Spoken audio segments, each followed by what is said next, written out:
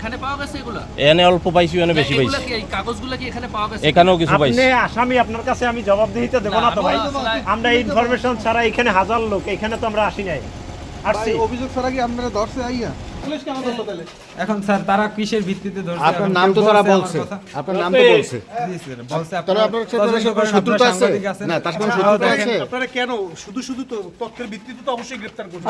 এখন কেউ শত্রুতা থাকা সত্ত্বেও কি শত্রুতা আছে বলেন, কি শত্রুতা আছে বলেন? আমার নামে এগুলো শুধু প্রিন্ট দেয়, প্রিন্ট দিয়ে শুধু তারপর গাম মারে দিলি হয়ে যায়। চলে চলে না। কয় টাকার নোট বানাও? মনে করেন দুই একজন মনে করেন রাত্রে যদি বইরে ফেলে পকেটে, সেই সময় চলে, সেছাড়া আর চলে না। বুদ্ধিটা কিভাবে আসলো যে এই ছোট নোট বানাইতে হবে? এই বুদ্ধিটা কেমনে পাইলেন? ছোট নোট মানে এগুলা সচরাচর কেউ করে। তবে কয় টাকা থেকে কয় টাকা নোট বানান? এই 100 বানাইছিলাম ওই 1 মাস শেখছিলাম, তারপর আর বানাই। 5 টাকার 10 টাকার? হ্যাঁ? কয় না, টাকার ওগুলো নোট 5 বানাও? টাকার 10 টাকার নোট বানাই। আপনারা শিখাইছে কে? ও বলছিল ওর নাম আলবি। আলবি আলবি। আচ্ছা, আলবির সাথে আপনার পরিচয় কিভাবে? আলবির সাথে পরিচয় আমার এক বন্ধুর কাছ থেকে।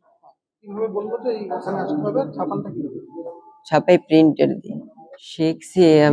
মূলত আমাকে এসে বলছে এইভাবে ছাপা, চেক করে না এগুলো। কিভাবে ছাপাইতে হবে সেটা একটু জানতে চাই। ওই ফটোশপে শুধু এরকম সিরিয়াল লিখে দিলেই ওই।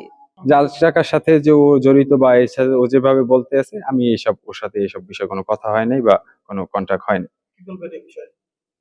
এই বিষয়ে এখন অস্বীকার করলে ও। আপনার আপনারা তো প্রমাণ আছে? দেখছেনই। ওর সাথে কথাবার্তা হয়েছে হোয়াটসঅ্যাপে, মেসেঞ্জারে? না, কোনো হোয়াটসঅ্যাপ ফোনে টোনে কথাই বলতো। কেন এটা কেন বলতো না? হোয়াটসঅ্যাপে ফোনে কেন কথা বলতো না? ওটা বললে তো প্রমাণ থেকে যায়। আচ্ছা, হ্যাঁ, তাহলে এই পরিকল্পনার কথা বলেন তো। উনি তো দাবি করতেছে আপনারা ফাঁসাইছেন। এর বিষয়ে আপনি কি বলবেন বলেন? এখন কি বলবো, হোয়াটসঅ্যাপে বা ফেসবুকে আপনারা এই বিষয়ে আলাপ কোনো আলাপ আলোচনাই না।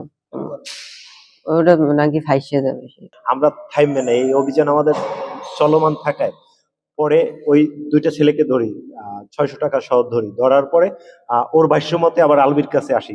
এই নিউজটা আমাদের বারবারই আসতেছিল, নতুল্লাবাদ ওখানে জাল টাকার মানে অহরহ বিক্রি হচ্ছে, এই নিউজটা আমাদের বারবার কিন্তু আমরা যাচাই করতেছিলাম।